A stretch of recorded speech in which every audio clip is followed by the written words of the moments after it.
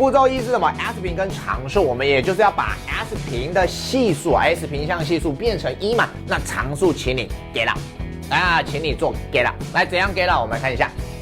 2S 平减 16S 加18等于0，我们说S 平的系数要变1，所以在这我们要请你做同除以2啦。来，同除以2，我们可以得 X 平减8S